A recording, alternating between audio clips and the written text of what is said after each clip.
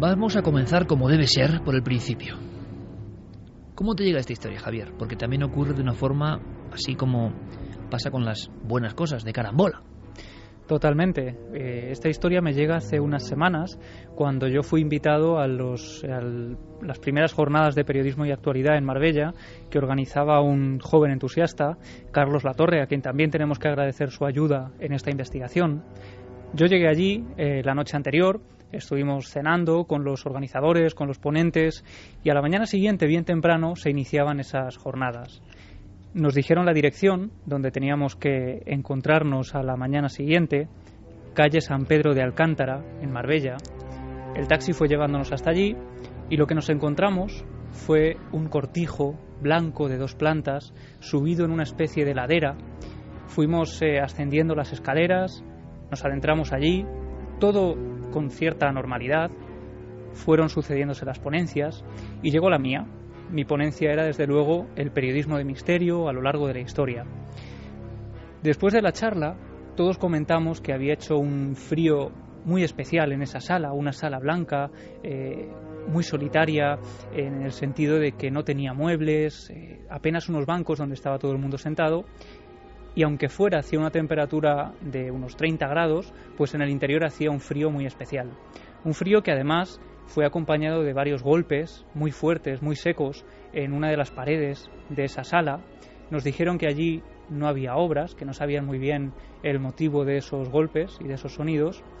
Y entonces alguien soltó en tono un poco jocoso que, bueno, a lo mejor me había llevado algún fantasma de las investigaciones a ese lugar. Y bueno, ¿cuál fue mi sorpresa? Cuando se me acercó una persona, una de las personas que estaban asistiendo a la charla, y me dijo: bueno, no sé si lo sabes, pero es que justo en esta sala también hay un fantasma.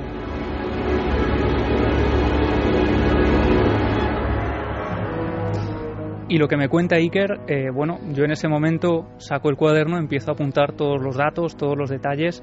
Él, Esteban Palomo, que es la persona que esta noche estará allí en vivo, pues empieza a ponerme al día, me habla muy por encima porque había que firmar, teníamos que irnos rápidamente, tenía que venir a la radio, y bueno, él me empieza a poner al día, como digo, muy por encima, de que allí hay varios trabajadores que han observado algo imposible, la figura de una niña vestida de comunión, que ha habido ciertas investigaciones internas que no se han dado a conocer al gran público, que hay incluso miedo de algunas personas que no quieren entrar siquiera en ese cortijo y que algunos medios locales han sacado en portada esas informaciones.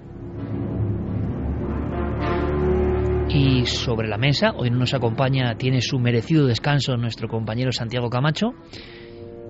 Estamos más solos, por tanto, y encima de la mesa, en el sector de Javi, un recorte de prensa. Clara ha leído unos del año 95, impresionan, tienen un espacio reducido, eso sí, en un periódico de tirada importante, pero claro, cuando vamos a una publicación local, pero para una población grande como Marbella y su entorno, y vemos a toda portada,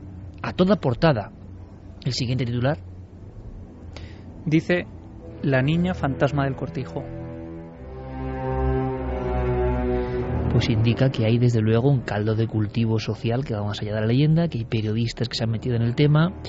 Yo creo que Esteban Palomo, como tanta buena gente que está investigando, porque me cuentas que él hace una muy buena labor también en Misterio Red, una de esas páginas que está dedicándose, ¿no?, a la investigación con honestidad y con curiosidad y divulgación sana, ¿no?, de estos temas, pues además comparte con esa pasión por la investigación el hecho de ser una persona que está dentro del Ayuntamiento de Marbella, ¿no?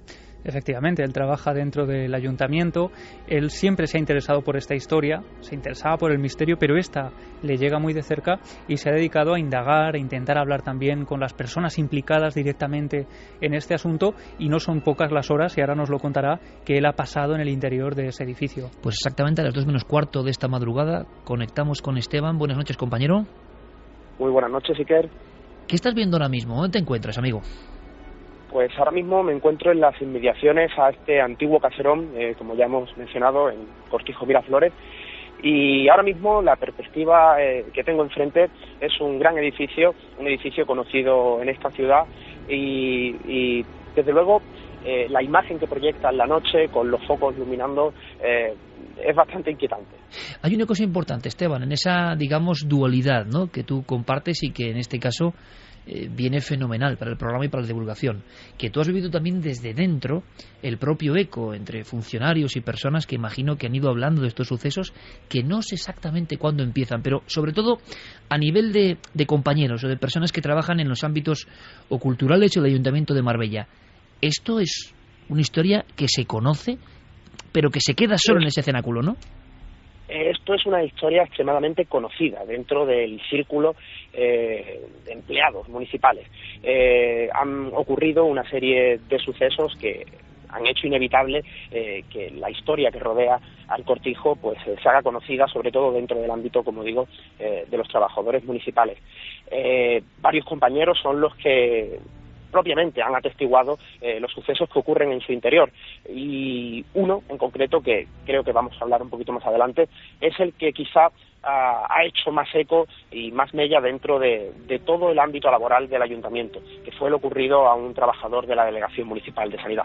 Una cosa antes, Esteban, porque iremos trufando la noche con conexiones y te agradezco, pues imagínate cuánto que estés ahí a estas horas y que puedas tener esa visión que tantas veces has tenido, ¿no? Imagino en ese lugar de estar cerca de un fenómeno que hasta qué punto, ¿no?, se convierte en mito porque tiene una base real.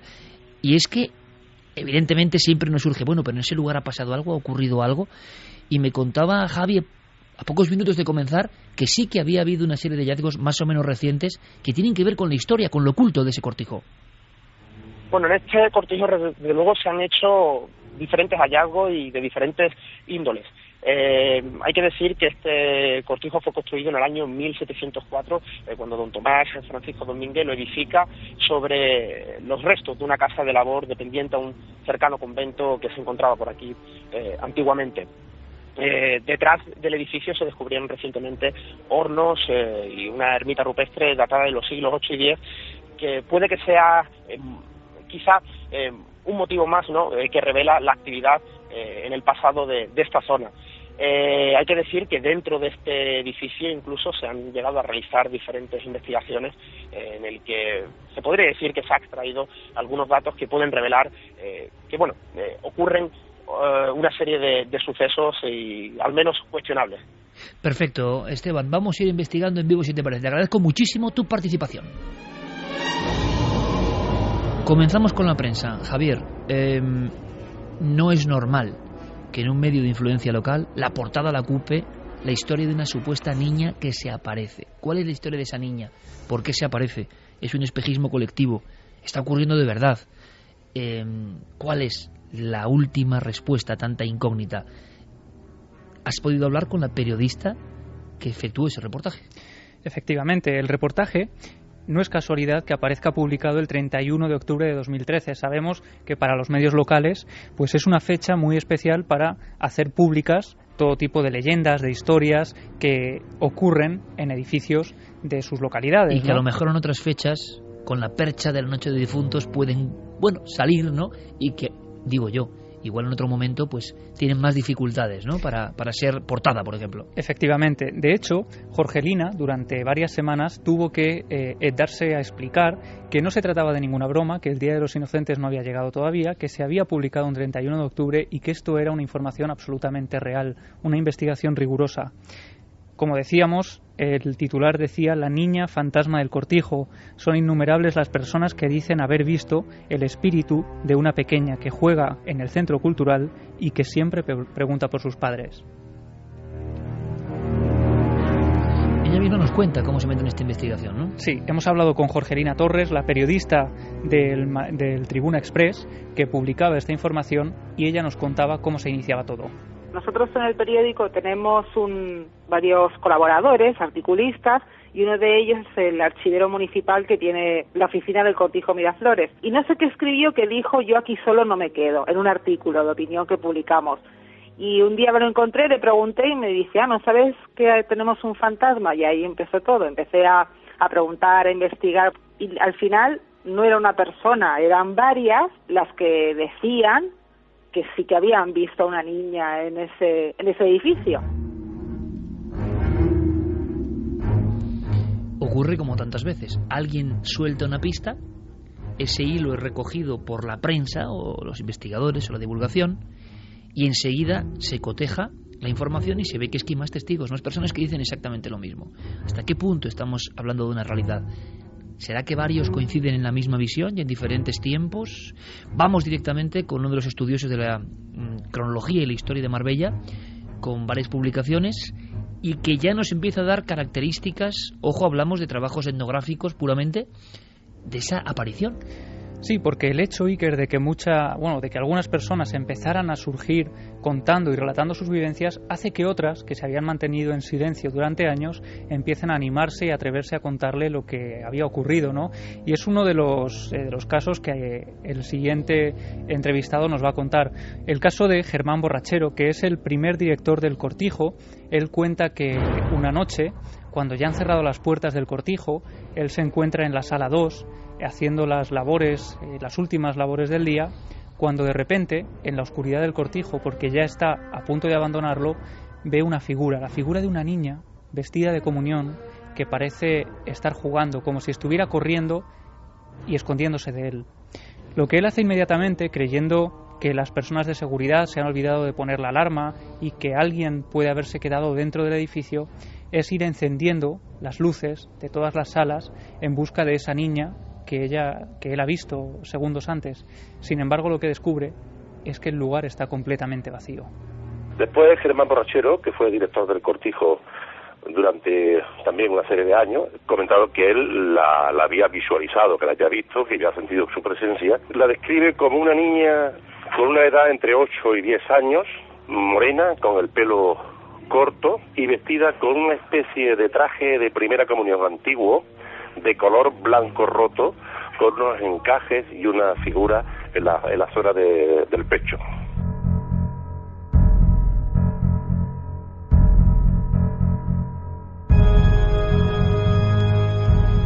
Estábamos escuchando a Andrés García Baena. Él es autor del libro Marbella, Miedo, Pobreza y Realidad, donde contaba y relataba, entre otros muchos casos, pues etnográficos, antropológicos, pues también la historia de este cortijo, el Cortijo Miraflores. O sea que en el mundo de los cronistas que han indagado en la historia de esta comarca malacitana, resulta que aparece también la historia de personas que veían a la niña. Efectivamente, él las recoge además de primera mano, hace una gran labor de investigación, acude a las fuentes principales, acude a los testigos y empieza a recoger las historias que se cuentan dentro del círculo interno del ayuntamiento, de los trabajadores, en áreas de la ciencia, como adelantábamos antes. Y precisamente Iker, uno de los casos que a él más le impacta, que más le impresiona, es la que vive un científico llegado de Madrid que no sabía absolutamente nada de la historia de ese lugar. Resulta que viene un señor de Madrid, un científico, un hombre de ciencia, a dar un curso. Entonces, cuando el curso termina, se decide hacer una práctica de lo aprendido. Este hombre iba en aquel momento acompañado de un empleado del ayuntamiento, que yo he logrado entrevistar también. Y ocurre que en un momento determinado, cerca de un lugar, una zona muy caliente, que está dentro de lo que actualmente es una especie de mini museo y una escalera de madera, este hombre se desploma al suelo, se cae, se agarra a la pared, empieza a sudar y a gritar, pero niña, ¿quieres estarte quieta? ¿Quieres estarte quieta? El acompañante en ese momento empieza a decir, socorro, un infarto, y empieza a pedir ayuda al personal que había allí en conserjería. Pero este hombre de pronto también percibe lo de la niña y le dice, niña, ¿quieres irte para allá? Todo esto contado por ambas personas, ¿eh? Ocurre que sacaron a este hombre afuera, al patio del Cortijo, y que allí intentaron reanimarlo, intentaron socorrerlo la vida de lo posible. Este hombre no había sufrido ningún infarto. Él comentaba que le había traspasado la niña y que se encontraba muy mal, y que no quería volver a venir nunca más a ese sitio ni a Marbella. Cogió el tren AVE y se marchó para Madrid y no hemos vuelto a tener noticias de él. A la 1:55 de la madrugada, nuestro amigo Esteban Palomo se encuentra en este lugar, observando la estructura en mitad de la noche de este lugar. De tantos cortijos, ¿verdad? Se cuentan historias. Yo estoy recordando ahora una tan gráfica, tan visual, que siempre se me quedó ahí, y era un cortijo, como siempre, en algunas charlas, pues como la que yo daré en Zaragoza en unos días, pero las que damos muy de vez en cuando, nosotros desde luego ya muy de vez en cuando, contadísimas ocasiones, viene muy buena gente, con todo el entusiasmo y a veces con un secreto guardado durante mucho tiempo, y si sienten la amabilidad o sienten el afecto, pues te pueden dar una pista.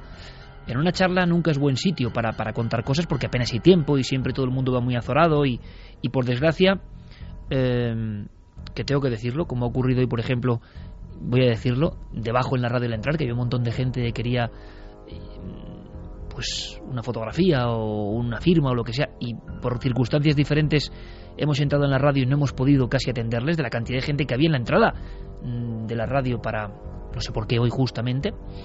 Pues eso ocurre muchas veces en las charlas. En una de esas, a veces sale la pista, como le ocurrió a Javier. A mí me contaron en Málaga también un cortijo, pero más envejecido, que habían sido tantos los fenómenos ocurridos que un día llegó, y ahora vamos a hablar de eso, porque a veces el primero que llega es pitonisa, vidente, curandero, bueno, vaya usted a saber, ¿no? Alguien que cree que puede ayudar, habitualmente esto suele acabar mal, pero fue muy gráfico lo que me contaron. En aquel cortijo, también en Málaga, habían hecho un círculo de sal, habían prendido fuego a la sal, habían pasado muchos años, este testigo que me lo contaba había vuelto, el cortijo ya estaba deshabitado, la maredera estaba roída en la entrada, el viento azotaba las cañas de ese lugar, pero dentro estaba el círculo, como la marca de algo que se hizo y que seguía como una huella del misterio presente allí. Y aquí estamos hablando de un lugar que se ha decentado, que no se ha dejado morir, y nuestro amigo Esteban está allí, escuchando estas historias que él seguro conoce bien. Esto parece de película de terror, Esteban, sinceramente, y yo no sé si estás pudiendo ver estancias o las ventanas dan acceso a alguno de los lugares donde ocurrió esto. Un científico que iba a hablar de ciertas cuestiones de zoología y de plagas, más o menos, y le pasa esta historia. Esto está perfectamente contrastado. ¿Esto ocurrió así, Esteban? Pues referente a las ventanas, tengo que decir que están todas cerradas. He encontrado en estos momentos precisamente, y también, mira, casualidad, he encontrado una serie de ventanas que sí dejan algo de visión a su interior. La zona no se puede vislumbrar de una forma muy clara, pero ciertamente sí que es cierto que se puede vislumbrar el interior. Como digo, Iker, te tengo que decir que ahora mismo estoy posicionado en la zona donde se descubrieron los últimos hallazgos, como he dicho, hablando del pozo y la cripta, la ermita. Y tengo que decir, bueno, me he llevado un susto, me he llevado un susto porque estaba tan atento escuchando las palabras que estabas comentando ahora mismo, y han salido dos gatos de la hierba y me he llevado un buen susto diciendo, vamos a ver este movimiento. Gajes del oficio, ¿no? Simplemente. De luego, tengo que decirlo porque me has pillado imprevisto, porque desde luego ha sido un pequeño susto el movimiento de una serie de plantas que, o sea, que es una zona, Esteban, que es una zona que está dentro, digamos, de la delimitación urbana, pero ya bastante, digamos, alejada, ¿no? Que te permite cierto aislamiento, ¿no? A estas horas de la noche. Hay que decir que esta zona está rodeada de edificios de vivienda, y es un lugar de continuo paso, tanto a pie como en vehículos, ya que tiene varias vías que rodean el edificio. Lo que sí que es cierto que el edificio está propiamente vallado, tiene una zona jardinada bastante amplia, lo cual le da cierta intimidad y lo mantiene alejado, digamos, de la población céntrica donde se encuentra. ¿Ocurrió así lo del científico? Porque escuchando en voz de este cronista de la zona se queda uno sorprendido, ¿no? Porque da para una escena propia sinceramente, de la ficción. Una persona que le da un extrañísimo ataque y que también, junto a otro testigo que le acompaña, ambos científicos hablan de la niña. Exactamente, es una historia bastante conocida en la zona, y no es el único hecho, unas circunstancias similares que ocurren dentro de este edificio. Con lo cual sí que es cierto de que la casualidad, que yo soy amigo del que dice que la casualidad no existe, en este caso hace su presencia, como digo, porque no es el único caso de este tipo de situaciones que se dan, no en científico, pero sí en otras personas que en su interior pues han tenido que vivir el mismo episodio. ¿Podría resumirnos alguna de las historias que te han llegado de primera mano? Por supuesto, hacía alusión en primera instancia, cuando al comienzo del programa, sobre el compañero del empleado público de la Delegación de Sanidad del Ayuntamiento de Marbella. Este testigo entró dentro del interior del edificio para realizar una serie de labores y él aseguró haberse topado cara a cara con esta presencia. En su explicación tendríamos que estar hablando que fue ya dentro de la propia ambulancia, porque esta persona sufrió un estado de shock, tuvo un desmayo, una especie de crisis nerviosa, porque no daba crédito a lo que había ocurrido. Tal fue la envergadura de esta situación, como digo, tuvieron que llamar a los servicios de emergencia, porque esta persona no volvía pues a un estado anímico normal. Se quedó bastante traumatizado después de este encuentro. Él relataba que vio a esta chica, en un principio le pareció una niña normal y corriente, quizá le llamaba la atención en la forma en la que iba vestida, él la veía con total claridad, algo que se repite también en una serie de testigos y quizá lo hace más inquietante todavía esta historia. Él pudo verla, pero no solo verla, sino que pudo oírla. Cuando la niña se dirigió a él, fue cuando él entró, digamos, en estado de crisis de ansiedad. Él tuvo una crisis nerviosa, tuvo que ser atendido por los especialistas que fueron llamados, porque, como digo, este hombre no volvía en sí. O sea, que ha habido personas que no solo han visto una visión bien definida, no algo difuminado, bien definida, sino que han escuchado voces. Bueno, iremos sacando más misterios dentro del posible gran misterio, pero es que hay grabaciones, Javier, que has obtenido hablando con muchas personas que estaban en estos sucesos y que luego con gran impacto, gran emoción te lo han contado. Sí, nos hablaba Andrés García Baena en el corte que escuchábamos antes de la historia de un científico, el científico que se desmaya, que empieza a hablar de una niña, que a su lado va un trabajador del ayuntamiento y que este trabajador, cuando se gira para pedir ayuda, ve a una niña en mitad del pasillo solitario. Bueno, pues hemos conseguido, Iker, localizar a ese trabajador del ayuntamiento que acompañaba al científico de Madrid y que nos ha relatado en primera persona esa experiencia. Y quiero recalcar pues que todos estemos muy pendientes del tono de voz con el que este hombre recuerda aquella vivencia. Cuando llegamos al lugar yo no me encontraba bien, sentía malestar en el cuerpo general y el hombre igual. Este señor pues se quedó en un estado como de shock, no sé, se puso en el suelo sentado, empecé a hablar con él y no me respondía. Yo me estaba asustando porque creía que le había ocurrido algo, un infarto o algo. Bueno, la cuestión que me vuelvo para pedir ayuda y en ese momento veo una niña pequeña delante mía.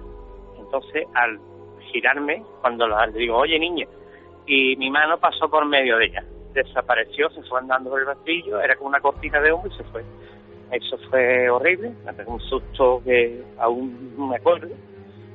Y este señor pues dijo que no daba recursos y se fue.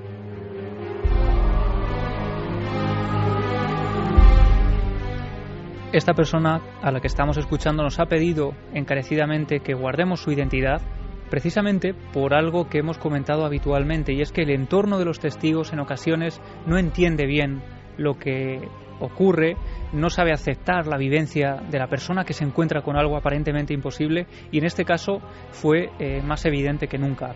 Si quieres, vamos a escucharle relatándonos pues la reflexión que él sacó a posteriori de su vivencia y cómo lo recuerda todavía hoy. Al principio yo me tiraba un año que me da muchísimo miedo y allí yo nunca más, ni de día he ido solo. Es que realmente es que eso a mí me ha cambiado como de la noche a la mañana. Yo no creía en nada ni nada y yo sé, a mí me han intentado decir que era una cosa que yo tenía en mi mente, que quería ver por el estado de excitación y tal. No, yo tengo 54 años, estoy en la vida y sé lo que yo vi. Y no me pueden cambiar. Yo lo vi, además hay otras personas que han tenido vivencias parecidas que no nos conocemos y se ha descrito igual. Entonces, pues algo, no sé qué, ahí estaba.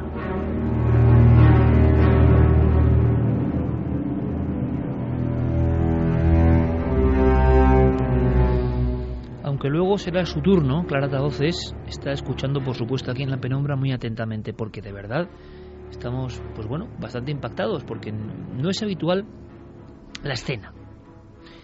Hay casos similares, por supuesto, de niños, entre comillas, ¿no? Si es que son niños, si no son idealizaciones, alucinaciones colectivas, niños, figuras de niños, o algo que representa a un niño, que se quiere presentar como un niño. Tenemos el famoso caso de Hacienda de Vitoria, o tenemos el caso del niño vestido de comunión de la Catedral de Jaén, que es la misma historia, es decir, algo que empieza como una pequeña pista, un guijarrito en mitad del camino, pero se cuenta honestamente o se cuenta sencillamente, y entonces empiezan a surgir testigos y testigos.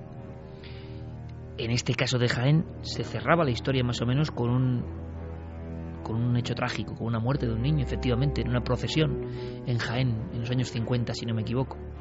Pero claro, la escena de ese científico, ajeno completamente a lo que ocurre, que de repente se apoya en la pared, empieza a sudar y empieza como a relatar una cosa incoherente, y más en un hombre de mente lógica y cartesiana. Esto yo no sé si lo he escuchado alguna vez, yo creo que no. ¿Qué puede ser todo esto? Pues...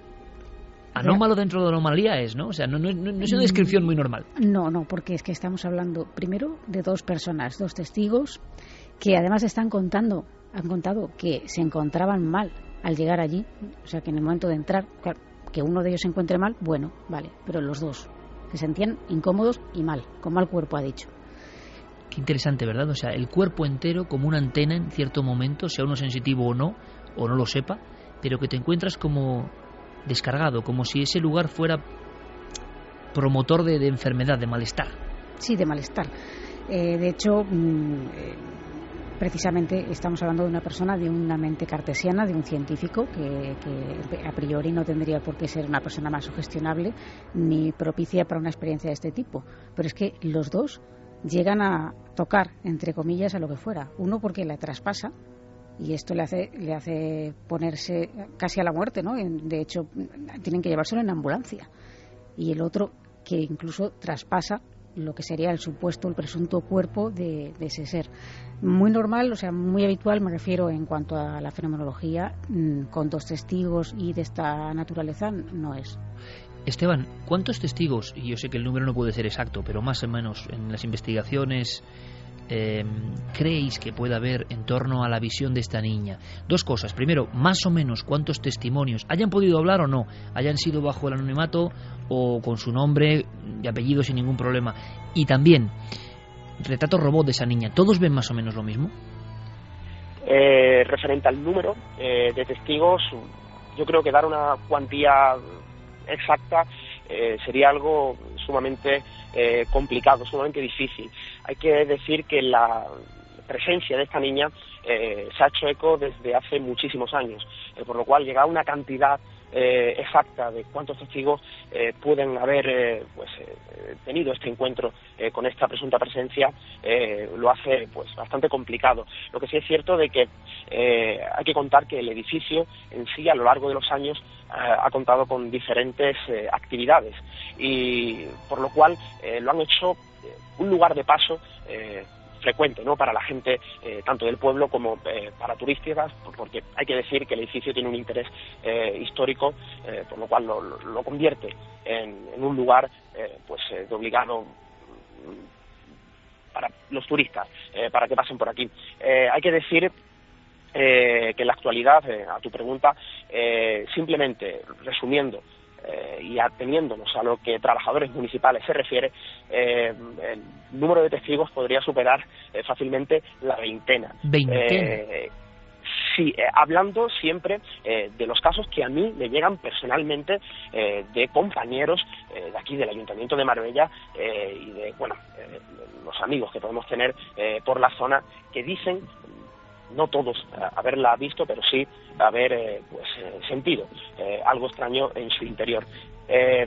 También hay que poder llegar a achacar a la sugestión, ya que el edificio en sí por dentro es algo que invita, ¿no? Es una escena dentro de sus pasillos que puede invitar a pensar en todas esas historias que son bastante conocidas. Claro, Esteban, tú estás ahí y comprendes perfectamente que ante una historia que ya ha corrido su propio rumbo dentro de la sociología del lugar, también el propio edificio, sus salones, sus pasillos, sus ventanas, pueden provocar un estado en las personas que ya conocen la historia, pues especial. Pero te preguntaba también, el retrato robot, ¿no? Todos ven lo mismo, lo que salía en el periódico en portada, es decir, una niña, traje de comunión, cierto rostro, algunos la han escuchado. Correcto. ¿Esto es así? Todos coinciden en la misma descripción, una niña de entre 7 y 9 años, ataviada con un vestido blanco, antiguo por su aspecto. Muchos de ellos mencionan que podría ser un vestido de comunión, dado el aspecto de este, y todos describen lo mismo. Recorre los pasillos, deambula por sus salas. Incluso son muchos los que han asegurado haberla oído preguntar por sus padres o afirmar que ella vive dentro de este antiguo caserón. Hay un caso en concreto que incluso llegó a establecer contacto físico con una de las testigos, también trabajadora en esta ciudad. Estamos hablando de Raquel, una profesora del Conservatorio Municipal, que en una de las tardes que estuvo visitando este antiguo caserón, su visita, mediante el recorrido de sus pasillos, ella sintió una presencia detrás de su espalda. Ella pensó que era un familiar que la acompañaba en la visita durante la tarde, y al girarse pudo sentir como alguien tocaba su espalda, y cuando ya terminó de girarse pudo visualizar la imagen de esta niña. Hay que decir que esta compañera aquí del ayuntamiento, evidentemente entre un alarido de terror y de pavor por esa impresión que debe dar encontrarse cara a cara, ¿no?, con algo tan imposible como esta presencia, inmediatamente salió del edificio y dice que no quiere volver a entrar en su interior.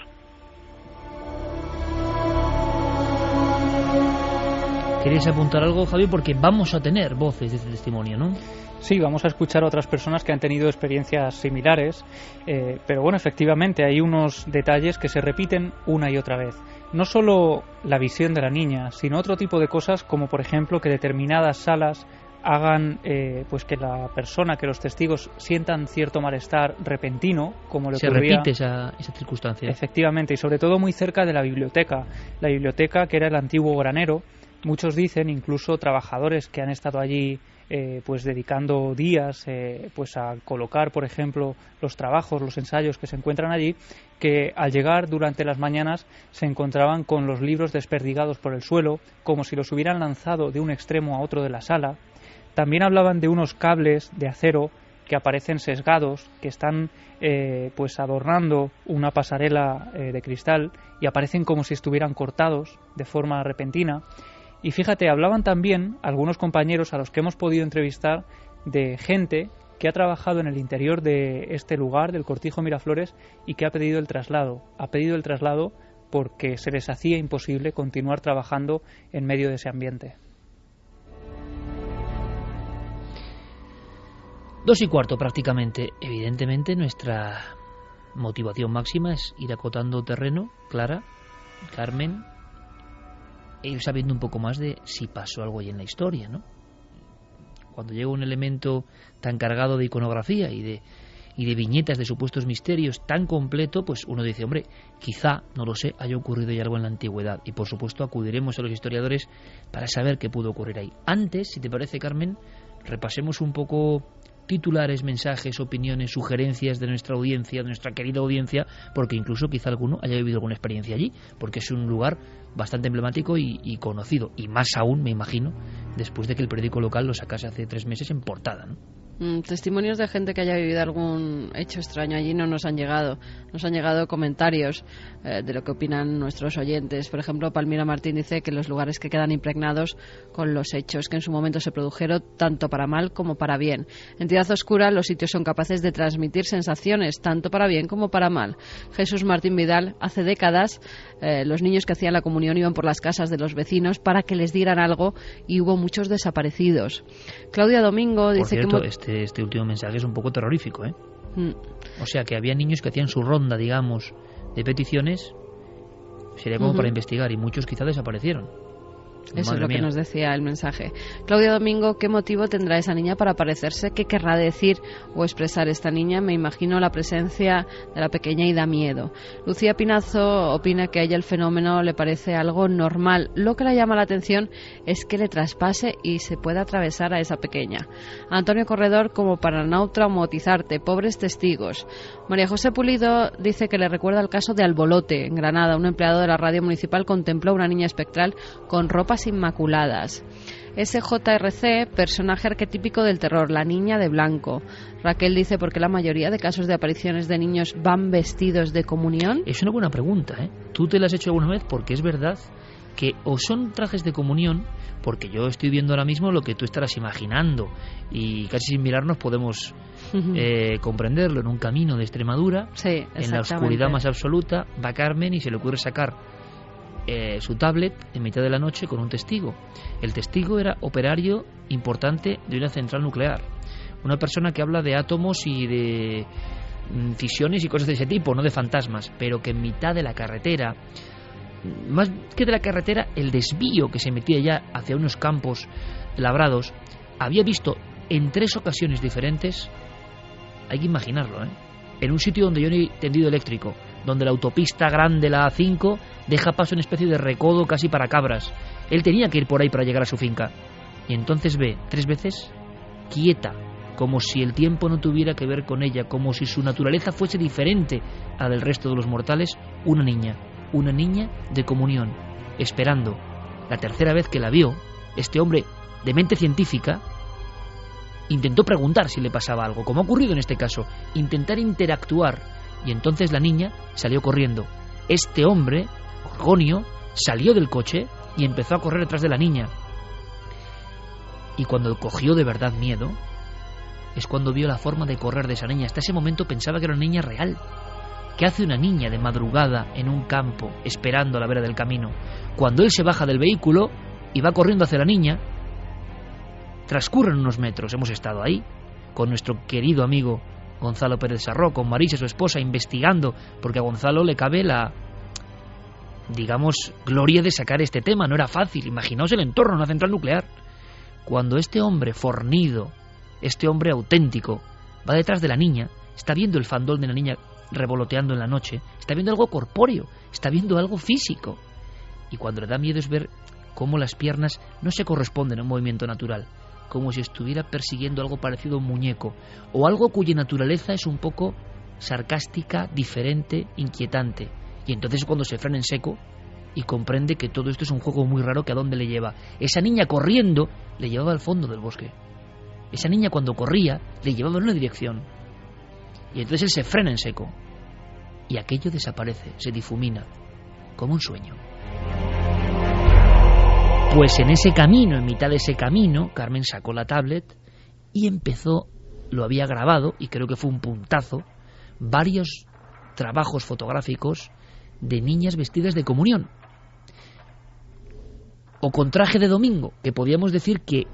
¿Por qué comunión? Pues porque igual la elegancia de aquella época en niñas pudientes tenía algo parecido también, ¿no? Se me ocurre, perdón, Carmen, que pudiera ser también un traje de mortaja.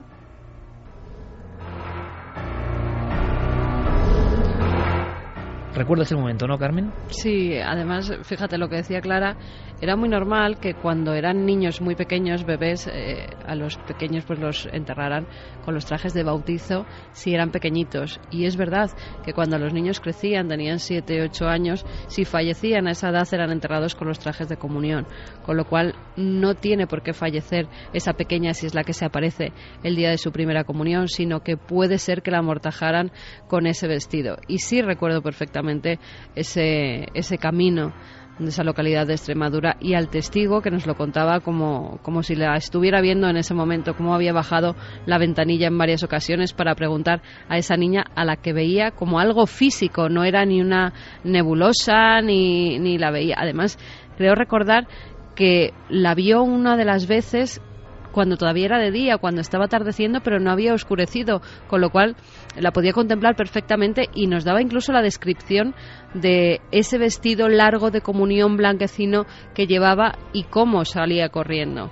Me acuerdo como si estuviera hoy en ese camino con el testigo y contigo, porque la verdad es que era una visión tremenda. Al buscar en el iPad varias fotografías de niñas de comunión de esa época más o menos, porque él por el traje me describía como una niña de los años 50, 60, que luego pudimos comprobar, si recuerdas las siguientes investigaciones, que verdaderamente en ese camino una niña había perdido la vida al caerse de un carro. Pues el vestido que le mostré en aquella ocasión, él me decía sí, era prácticamente igual al que llevaba esa aparición a la que yo perseguí.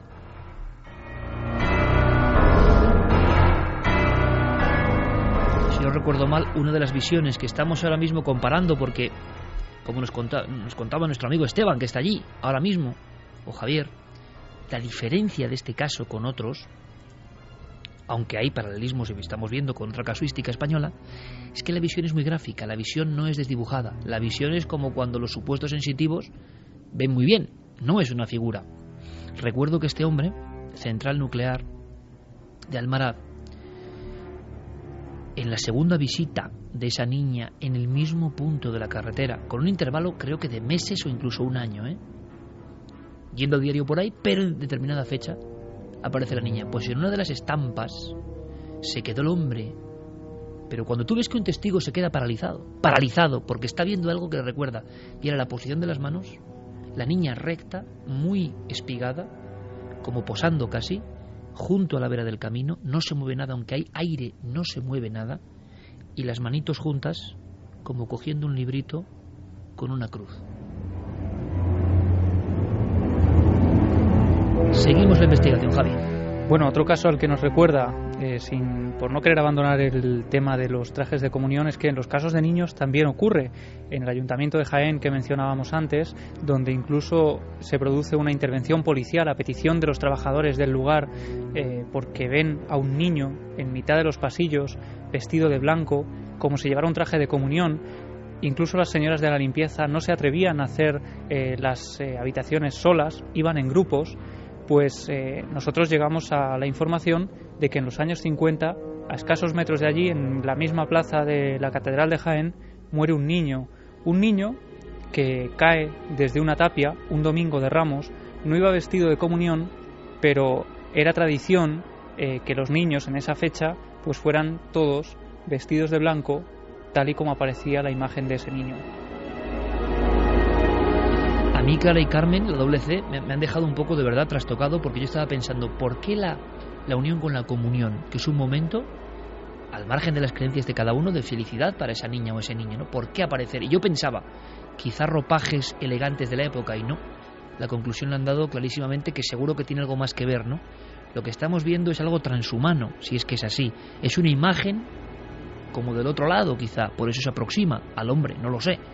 Pero las representaciones de alguien que quizá ha cruzado, quién sabe ese destiempo, esos dos mundos, y a veces la mortaja del niño, como han explicado nuestras compañeras, era este traje.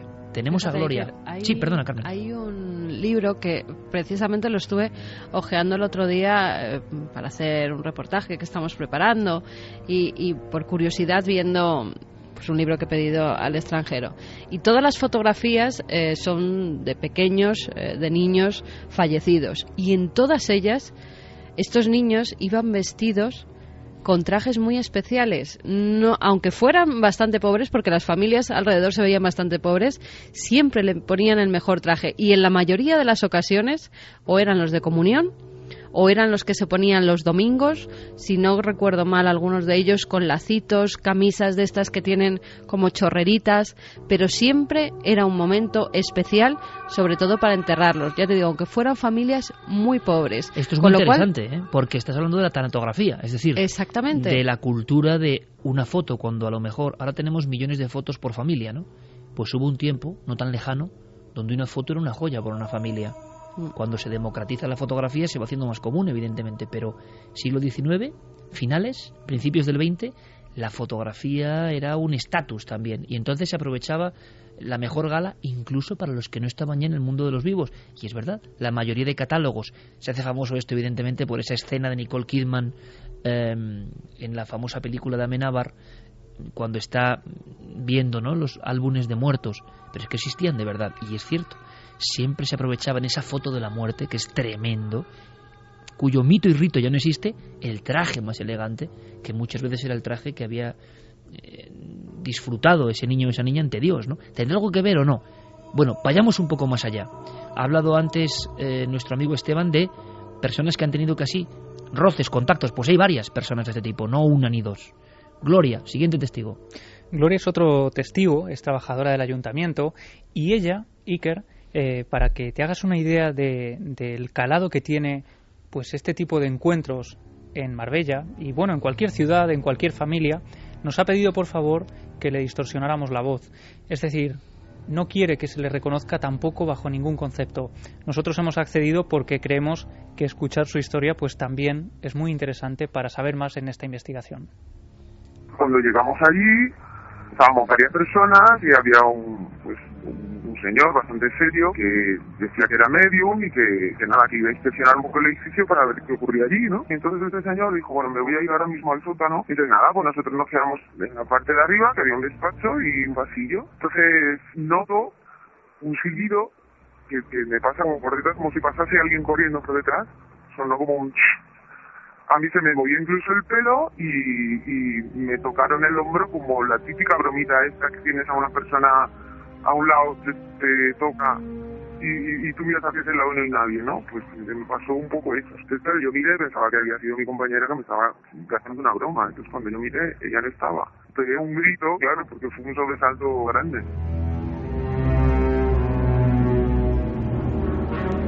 Ella nos decía además que los aires acondicionados estaban rotos en aquel momento, era el mes de agosto, no había ninguna corriente de aire y sobre todo hay algo que nos da una clave más en esta investigación y es la presencia de ese medium del que ella hablaba. En total, que nosotros sepamos, ha habido 2 mediums, 2 personas, no sabemos contratadas por quién, pero que han investigado en el lugar, que han intentado arrojar luz sobre él. En ocasiones lo han hecho cuando no había nadie en el interior trabajando, por lo tanto intuimos que se han tenido que solicitar su presencia de forma más o menos oficial, ¿no? Vamos a escuchar a Gloria, que continúa relatándonos su experiencia y un detalle más que no es la primera ni la última, el miedo al cortijo, el miedo a volver a entrar en esos pasillos. Bastante más tarde porque el señor medium estaba, no sabemos exactamente lo que hizo, pero estuvo bastante tiempo fuera. Cuando volvió yo estaba callada porque yo no me atrevía ni preguntarle, y entonces yo le pregunté, le digo, mira, ¿me puedes decir qué me ha pasado a mí? Y el señor sonrió un poco así y me dice, no, a ti te ha tocado un hombre. Intento no prestarle mucha atención, digo, yo sé lo que me pasó a mí. No, además es que ha habido un montón de cosas en el Cortijo Miraflores, suele haber pues presentaciones de libros, de exposiciones y tal, y yo intento sacarme lo mínimo, entro, salgo y me voy. 2:29, Esteban Palomo se encuentra allí y se lo agradecemos. Conoce perfectamente, por su propia cuestión profesional, el entorno, el lugar, lo que se dice, lo que se cuenta, y yo no sé hasta qué punto, Esteban, estas investigaciones han llevado a algo más. ¿Tú has podido indagar en algún cierto instante y obtener algún resultado positivo? ¿Ha habido personas que han llegado a hacer grabaciones? Imagino que todo esto se lleva con mucho secretismo y que ahora es cuando se está haciendo un poco de luz, ¿no? Y ya veremos a partir de esta noche, para bien o para mal, porque uno nunca sabe, pero ojalá se contribuya a dar claridad y no oscurantismo, ¿no?, en torno a este tema. Pero resumiendo sobre las pesquisas, o bien que tú has hecho, o que se han efectuado y que tú tienes alguna constancia de ellas, ¿podemos saber algo más de esta niña, de este fenómeno, de estas voces, de estos supuestos mensajes? ¿A qué se pueden estar refiriendo? ¿Hay algo en la historia de este sitio que quizá podría encajar? Existe un dato curioso, y haciendo alusión a lo que Javier ha dicho hace un momentito, y es que el cortijo ha sido visitado en varias ocasiones por medium. En este caso se ha hablado de esta persona y tengo constancia de que Susana, una medium que fue invitada al edificio hace ya unos años, realizó una serie de... Esteban, permíteme, ¿invitada de forma oficial? O sea, por parte del ayuntamiento. No tengo el dato de las personas o la entidad que invitó a esta mujer a visitar el edificio. Lo que sí es conocido en la ciudad fue la visita y los resultados, ¿no?, de esta. Hay que decir que su visita fue reportada también en el diario local, que hacía mención, ¿no?, a la investigación que Susana había hecho en el interior del inmueble. El resultado, quizá, que obtuvo fue sorprendente y hablaba de que ella veía más presencias aparte de la niña, ¿no? Presencias que no se habían mencionado anteriormente y que ningún testigo había mencionado, había descrito alguna situación diferente a lo relatado con la niña. Hay que decir que hablaba incluso de que había un menor, había un niño en la parte superior del edificio donde parecía que tenía antiguamente su sala de juegos. Por dato curioso, incluso hablaba de que todas las presencias, todas estas presuntas presencias que habitaban, ¿no?, o que habitan el inmueble, pedían agua, que todas pedían el agua y que no solo las presencias, sino que incluso las propias paredes del edificio pedían agua como si allí hubiese habido algún tipo de incendio. Son datos curiosos y hay que decir incluso que se realizaron a posterior diferentes registros psicofónicos a los que yo no he podido tener acceso, pero de los que sí tengo constancia, y el resultado de estos parecen ser que fueron encaminados hacia la misma situación, que en ese edificio había habido algún tipo de incendio. Y hablando con, bueno, pues con esas comillas gigantescas, ¿no?, siempre que hablamos de sensitivos o de personas que tienen ciertas facultades, bueno, garantía ninguna. A veces aciertan, a veces muchas, la mayoría, fallan. A veces complican las circunstancias. Lo curioso es que en un lugar que pertenece a un ámbito oficial haya estas visitas que muchas veces ocurren un poco de tapadillo, ¿no?, para resolver el tema y que no llegue más lejos. Vamos con la crónica, con la pura crónica, porque también hay elementos interesantes que es momento de conocer ahora mismo.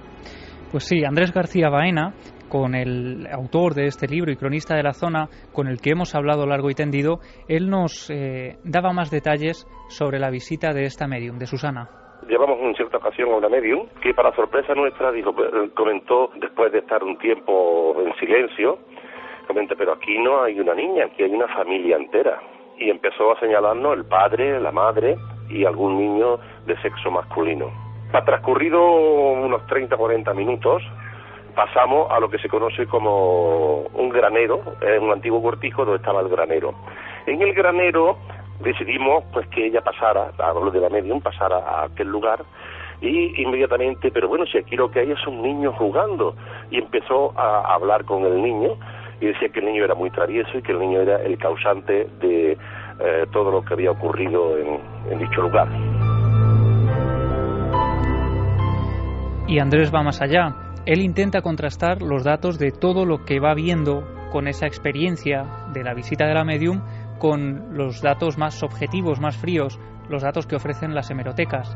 Y aquí se abre un debate muy interesante, porque de repente empiezan a haber coincidencias. Bien, es verdad que he hecho alguna investigación y en el año 1903 hubo un gran incendio en ese cortijo. Lo he encontrado en un periódico de la época y se comenta que ardió casi todo.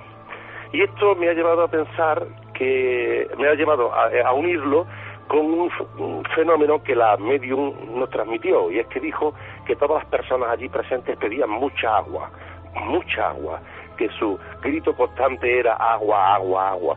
Así que esto me ha llevado a pensar que evidentemente hay algo ahí, alguna presencia de algo que yo no logro percibir, pero que hay personas que sí lo perciben, ¿no? Este punto y seguido, me imagino, en torno a la investigación, y que a veces nos deja como al principio, pero con la sensación profunda de que hay hileras, ¿no?, cordones que no acaban de atarse del todo.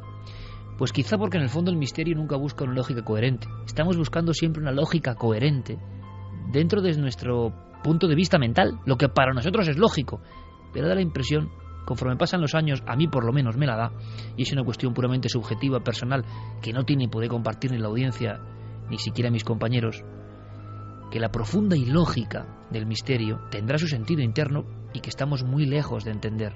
Solo podemos ver con los ojos de lo racional, lo lógico. Lo racional ha invadido nuestra forma de ser, y las leyes del otro lado, si es que están y son ellas, parece que no tienen absolutamente nada que ver. Y a nosotros eso nos desconcierta, y quizá eso es lo que quieren, provocar nuestro absoluto desconcierto. Como paralelo recordaba el caso tremendo de las 7 catacumbas de Brasil, donde había un grupo de personas que habían sido quemadas y se escuchaban los lamentos de agua por parte de los propietarios del Camposanto, o del edificio Joelma, también en Brasil, cubierta la historia por nuestro compañero Pablo Villarrubia. Un edificio entero con muchos muertos, con personas calcinadas dentro de los ascensores, una desgracia terrible, y las voces que se escuchan por parte de operarios en mitad de la noche, o de los hombres y mujeres de seguridad que están haciendo la ronda años después del pavoroso incendio del 74, lo que escuchan en mitad de un pasillo, personas que han nacido incluso después de la tragedia, es agua, agua constantemente. Como si de las propias paredes, ¿no?, surgiese un mensaje. Y esto hila directamente con lo que luego vamos a contar, Clara, porque a veces en las paredes parece que hay un código, un mensaje, algo, ¿no?, como si las casas tuvieran cierta vida. Pues no sé qué podríamos añadir más, que la investigación continúe, que prosiga. Vamos a ver si ese tabú, Esteban, se abre poquito a poco. Hay más personas que pueden decir esto está ocurriendo, y no es fácil la investigación, porque por lo menos por las pesquisas que nosotros hemos hecho, de esta forma más o menos así, a ver qué pasa, sí, pero una investigación, y lo entendemos en parte, para ser comunicada o contada, pues no parece sencilla, pero lo intentaremos, nos esforzaremos. Lo que te pedimos, Esteban, es que estés muy atento, que cualquier dato, cualquier historia, cualquier puzzle que encaje, pues será un placer compartirlo entre todos para intentar saber si esa niña tiene historia, si esa niña tiene nombre, si hay un porqué. Te agradecemos muchísimo la colaboración y la cobertura, Esteban. Hasta la próxima, compañero. Gracias. Muchas gracias, Iker.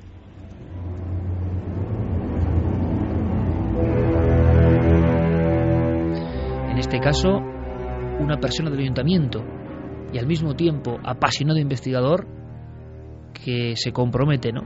El silencio a veces se abre gracias a entusiastas como Esteban y muchos otros, ¿no?, que tienen ganas de saber, a pesar de que la cerrazón, el ocultamiento es lo lógico. O sea, en edificios oficiales, ¿cuántos están sin fantasma? La pregunta no es en cuántos hay fantasma, sino casi en cuántos no hay fantasma.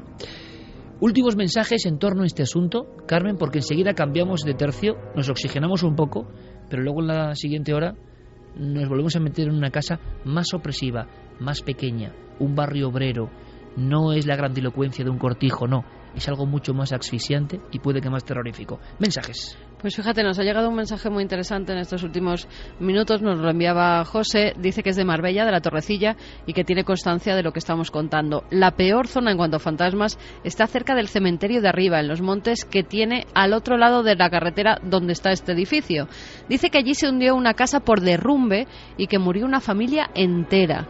Algún vecino me ha contado que por la noche se han visto sombras paseando por esa zona, e incluso un vecino que tuvo que pasar por allí para llegar al cementerio para dar sus respetos a un vecino fallecido y sintió que alguien le seguía mientras pasaba por esa zona. O sea que sí que ha habido un hecho luctuoso, un derrumbe de una casa justamente por esa zona donde ahora se levanta ese cortijo. Curiosísimo, ¿te acuerdas tú en mitad de Sierra Morena otro derrumbe, en este caso bélico, ¿no?, de una casa y una familia dentro? Sí, en la casa de Belmez y muy cerca del Santuario de la Cabeza. Una casa entera derrumbada por un morterazo y toda una familia, un grupo de niñas y su mamá, haciendo piña, rezando, y caen todas al mismo tiempo. Y eso parece que tiene cierta conexión también con el famoso misterio. Más mensajes para poner, como digo, punto y seguido. Nunca es punto y final. Ojalá lleguemos a un punto final, aunque es difícil. Alessandra Gómez nos decía, no sé si soy la única persona que siente esto, pero la visión de niños fantasmas me da más miedo que la de un adulto. No sé por qué lo asocio con el lado oscuro. Javier Calvo dice, cuando te encuentras con el misterio te cambia la vida, sobre todo por los testimonios que estábamos escuchando, ¿no?, que se veían algunos muy entrecortadas conmovidos. La voz, ¿no? O sea, esa emoción Exacto. fuerte, ¿no? Sí. María R. dice, acabo de llegar y estaba escuchando lo de los trajes de comunión. Tétrico, pero cuadra muy bien con lo de las apariciones. Alberto nos dice, es raro, porque el caserón de Miraflores fue una fábrica de azúcar.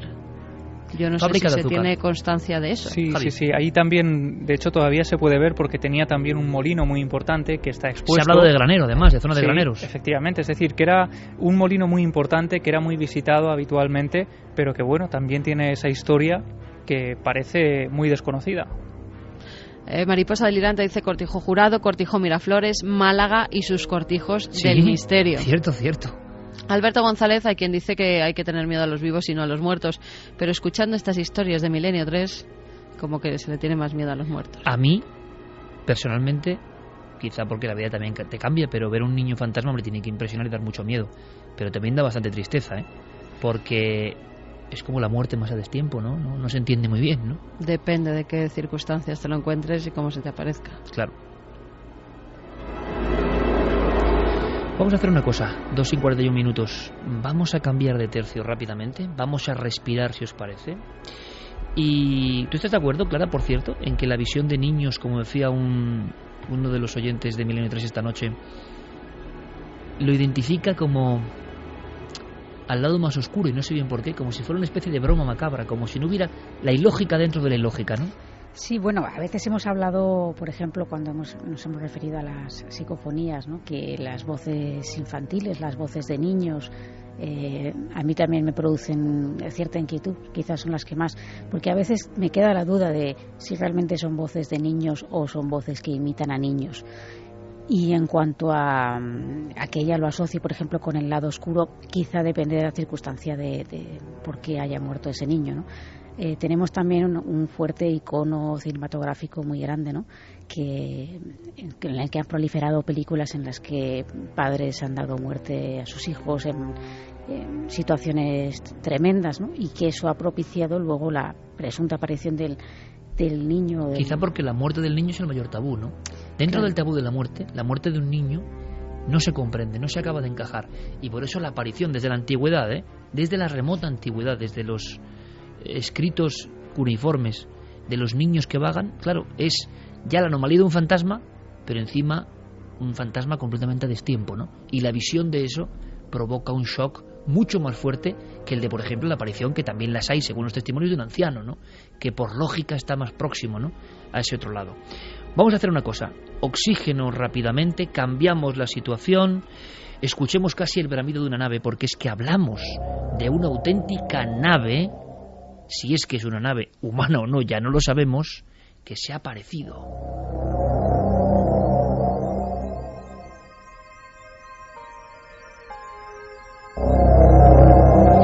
El inicio de Rendezvous de Jean-Michel Jarre, a mí siempre, claro, yo tengo la cabra tira al monte, ¿no? Y es que yo siempre escuchaba y veía, en fin, la imaginación, esa nave posada emitiendo un extraño sonido.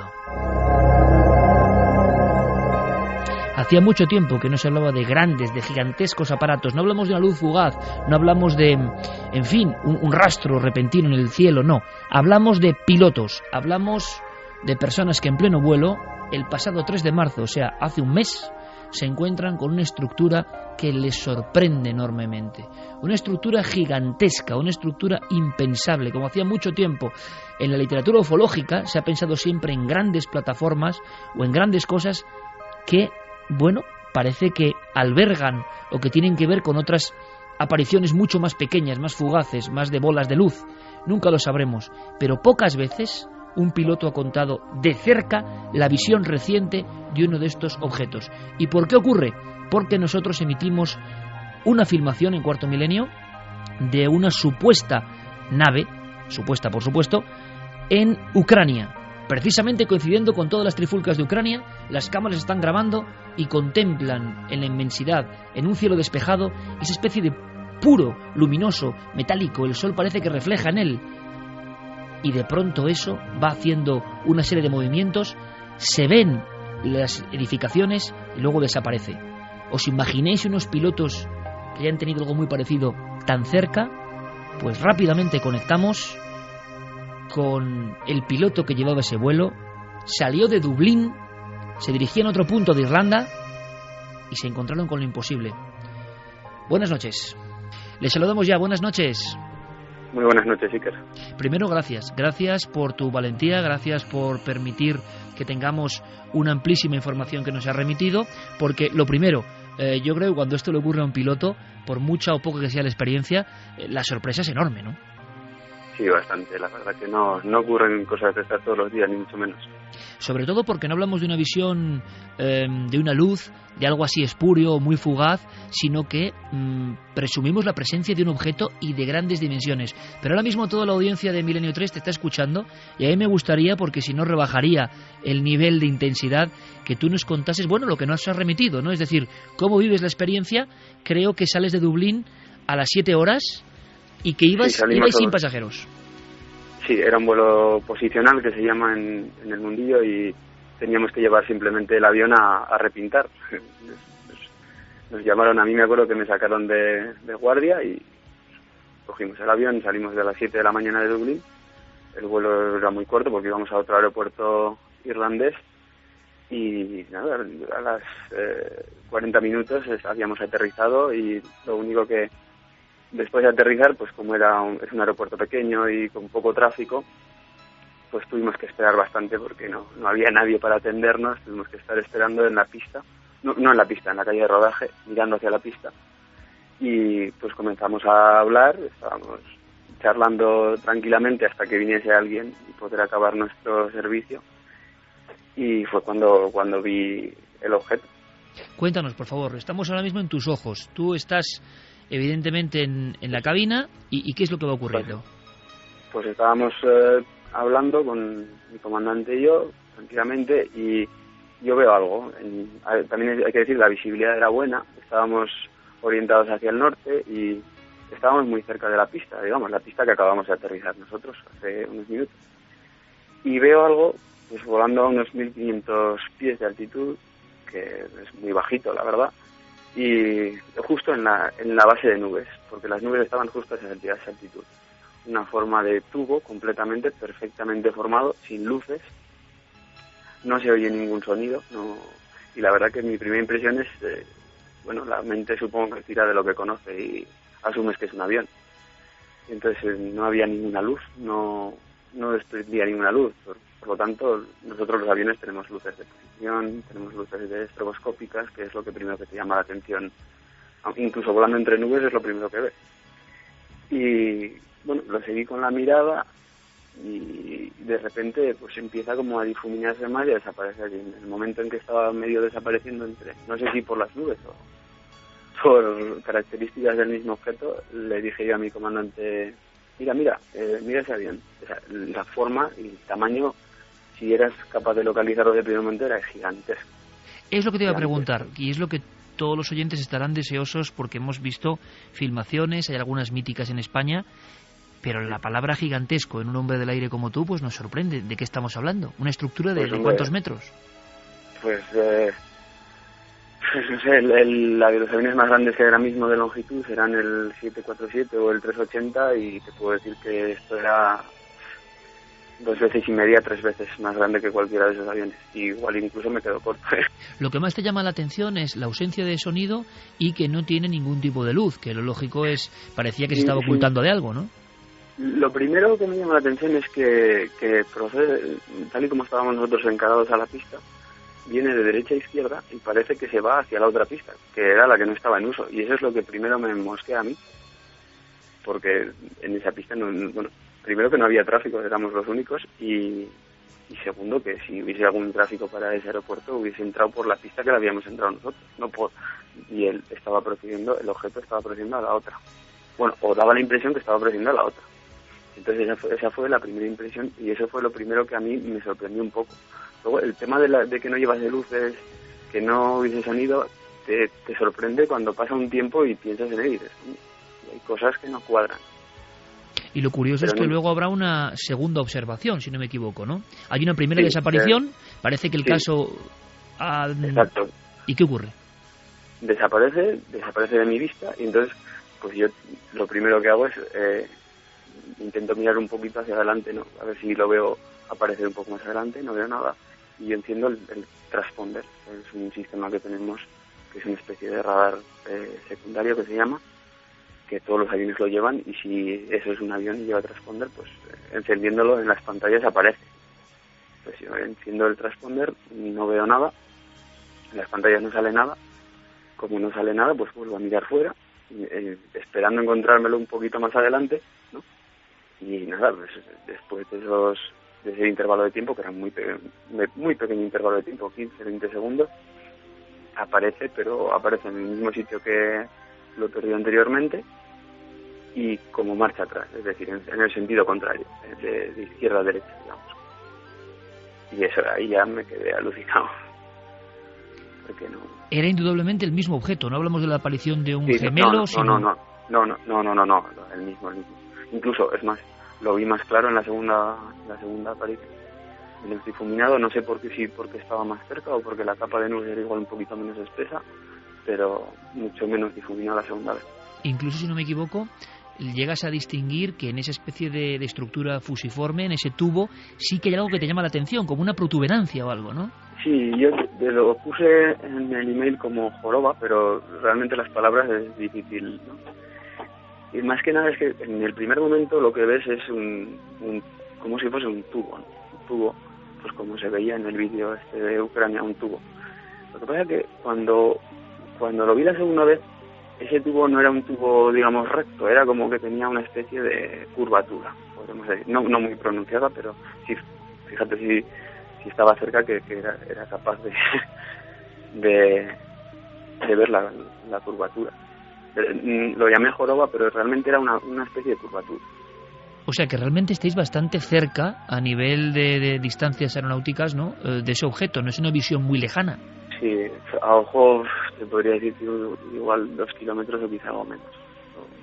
Alrededor de 2 kilómetros. Que con buena visibilidad te permite perfectamente analizar qué es ese objeto. Sí, la pena fue que había una capa de nubes, o no sé si parecía como que iba justo por esa capa de nubes, porque si iba a ser un día claro, es que estábamos al lado. Ese movimiento, entre comillas, ¿no? Para los que no sabemos marcha atrás, es lo que imagino que a ti ya te deja un poco descuadrado, ¿no? A ver, yo en el primer momento no asumo que es un movimiento marcha atrás, asumo que ha dado la vuelta, pero claro, piensas en un avión grande, vamos a pensar en el avión más grande que conoces, y tardas en hacer un viraje de 180 grados, tardas un minuto casi, un minuto. ¿Tenía algún color esa aeronave, o lo que fuera? Era negro, era oscuro, negro diría yo. Sí, era una mancha oscura difuminada por la nube, pero era negro, yo diría negro. No había ventanillas, sí, no había... Es decir, era algo opaco, era algo material, no era algo vaporoso, ¿no? Sí, absolutamente opaco, sí.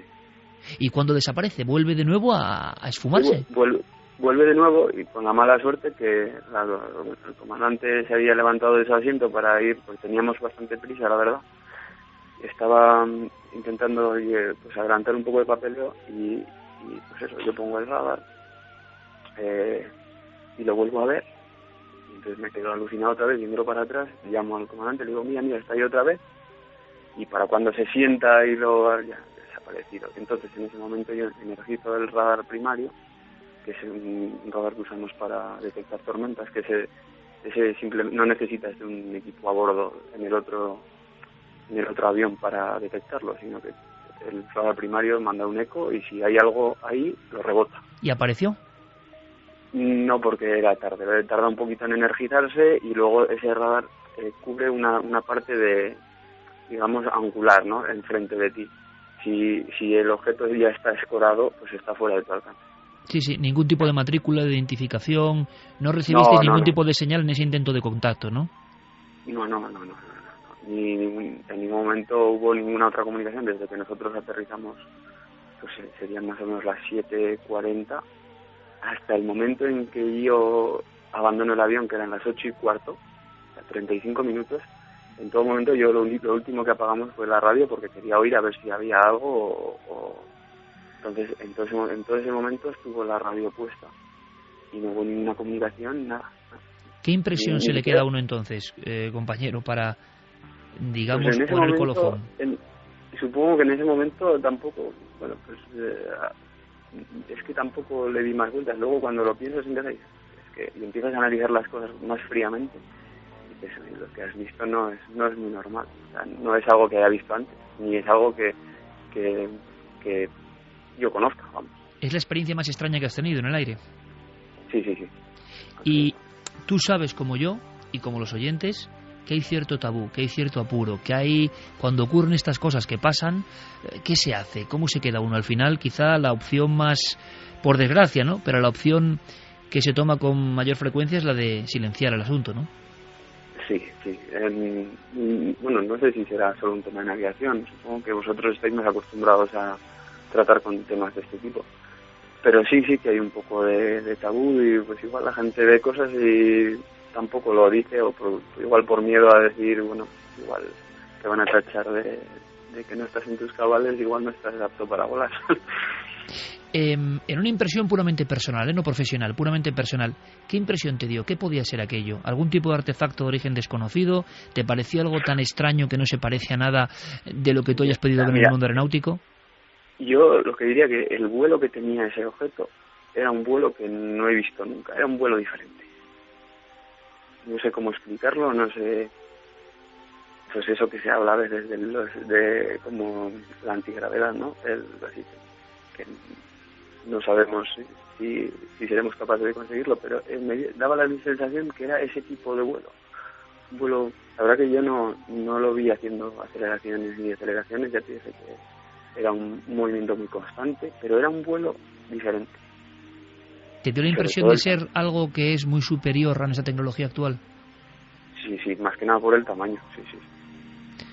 Pues te lo agradecemos de todo corazón, nosotros y la audiencia, ¿no? Porque no es habitual, compañero, piloto, que tiene esta experiencia más o menos cercana con un objeto grandísimo que aparece, desaparece, que intenta trazar un contacto, digamos, vía radar, que no tiene ningún transpondedor, que tiene un vuelo que es algo absolutamente inusual, que parece que desafía un poco, ¿no?, las leyes de la lógica aeronáutica, y que luego, como si fuera una fantasía casi, se esfuma. Y sabemos que no es fantasía y sabemos que estos casos se reproducen, pero es que ha ocurrido hace menos prácticamente de un mes. Por tanto, el caso tiene una importancia muy grande, y yo te lo quiero agradecer en nombre de toda la audiencia. Gracias a ti, Iker. Te mandamos un fuerte abrazo y desde luego intentaremos